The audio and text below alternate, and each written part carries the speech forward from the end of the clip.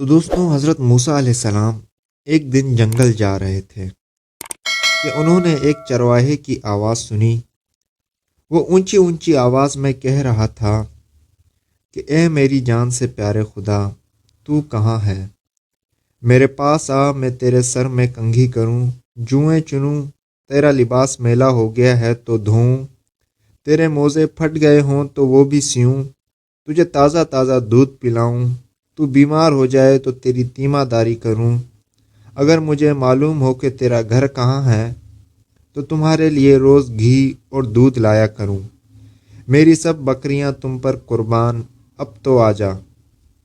حضرت موسیٰ علیہ السلام اس کے قریب گئے اور کہنے لگے، ارے احمق، تو یہ باتیں کس سے کر رہا ہے؟ چرواہے نے جواب دیا، اس سے کر رہا ہوں جس نے تجھے اور مجھے پیدا کیا اور یہ زمین آسمان بنائے۔ یہ سن کر حضرت موسیٰ علیہ السلام نے غضبناک ہو کر کہا، ارے بدبخت، تو اس بیہودہ بکواس سے کہیں کا نہ رہا، بجائے مومن کے تو کافر ہو گیا۔ خبردار، ایسی بے معنی اور فضول بکواس بند کر، تیرے اس کفر کی بدبو ساری دنیا میں پھیل گئی۔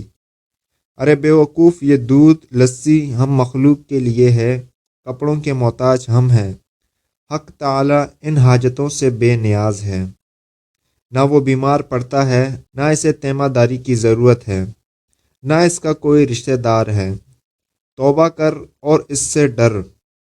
حضرت موسیٰ علیہ السلام کے غیظ و غضب میں بھرے ہوئے یہ الفاظ سن کر چرواہے کے اوساں خطا ہو گئے۔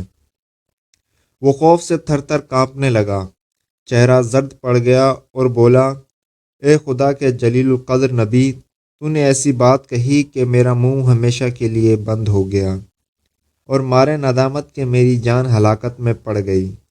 یہ کہتے ہی چرواہے نے سرد آہ کھینچی، اپنا گریبان تار تار کیا اور دیوانوں کی طرح بھاگنے لگا۔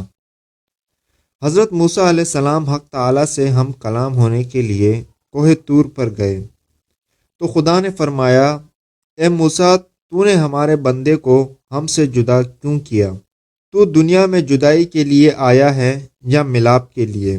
خبردار، اس کام میں احتیاط رکھ، ہم نے اپنی مخلوق میں ہر شخص کی فطرت الگ بنائی اور ہر فرد کو دوسروں سے جدا عقل بخشی۔ جو بات ایک کے حق میں اچھی ہے وہ دوسرے کے لیے بری ہے، ایک کے حق میں تریاک کا اثر رکھتی ہے وہی دوسرے کے لیے زہر ہے، ایک کے حق میں نور اور دوسرے کے حق میں نار۔ ہماری ذات پاکی اور ناپاکی سے مبرا ہے۔ اے موسیٰ، یہ مخلوق ہم نے اس لیے پیدا نہیں فرمائی کہ اس سے ہماری ذات کو کوئی فائدہ پہنچے، اسے پیدا کرنے کا مقصد یہ ہے کہ اس پر ہم اپنے کمالات کی بارش کریں۔ جو شخص جس زبان میں بھی ہماری حمد و ثنا کرتا ہے، اس سے ہماری ذات کی کوئی کمی بیشی واقع نہیں ہوتی۔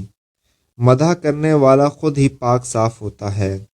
ہم کسی کے قول اور ظاہر پر نگاہ نہیں رکھتے، ہم تو باطن اور حال دیکھتے ہیں۔ اے موسیٰ، خرد مندوں کے آداب اور ہیں، دل جلوں اور جان ہاروں کے آداب اور۔ حضرت موسیٰ نے جب خدا کا یہ عتاب آمیز خطاب سنا تو سخت پشیماں ہوئے اور بارگاہ الہی میں نہایت ندامت اور شرمساری سے معافی مانگی۔ پھر اسی اضطراب اور بے چینی میں اس چرواہے کو ڈھونڈنے جنگل میں گئے۔ صحرا اور بیاباں کی خاک چھان ماری پر چرواہے کا کہیں پتہ نہ چلا۔ اس قدر چلے کہ پیروں میں چھالے پڑ گئے، لیکن تلاش جاری رکھی۔ آخر آپ اسے پا لینے میں کامیاب ہوئے۔ چرواہے نے انہیں دیکھ کر کہا، اے موسیٰ، اب مجھ سے کیا خطا ہوئی کہ یہاں بھی آ پہنچے؟ حضرت موسیٰ نے جواب دیا، اے چرواہے، میں تجھے مبارکباد دینے آیا ہوں، تجھے حق تعالی نے اپنا بندہ فرمایا اور اجازت عطا کی کہ جو تیرے جی میں آئے بلا تکلف کہا کر، تجھے کسی ادب و آداب، قاعدے ضابطے کی ضرورت نہیں۔ تیرا کفر اصل دین ہے اور دین نور جاں، تجھے سب کچھ معاف ہے، بلکہ تیرے صدقے میں تمام دنیا کی حفاظت ہوتی ہے۔ چرواہے نے آنکھوں میں آنسو بھر کر کہا، اے پیغمبر خدا، اب میں ان باتوں کے قابل ہی کہاں رہا ہوں کہ کچھ کہوں، میرے دل کا خون ہو چکا ہے، اب میری منزل بہت آگے ہے، تو نے ایسی ضرب لگائی کہ ہزاروں لاکھوں سال کی راہ طے کر چکا ہوں، میرا حال بیان کے قابل نہیں، اور یہ جو کچھ میں کہہ رہا ہوں اسے بھی میرا احوال مت جان۔ دوستوں، مولانا رومی اس حکایت سے محصل یہ نکالتے ہیں کہ اے شخص جو تو حق تعالیٰ کی حمد و ثنا بیان کرتا ہے، کیا سمجھتا ہے تو ابتدا سے انتہا تک ناقص اور تیرا حال و قول بھی ناقص۔ یہ محض اس پروردگار رحمان و کریم کا کرم ہے کہ وہ تیرے ناقص اور گندے تحفے کو بھی قبول فرماتا ہے۔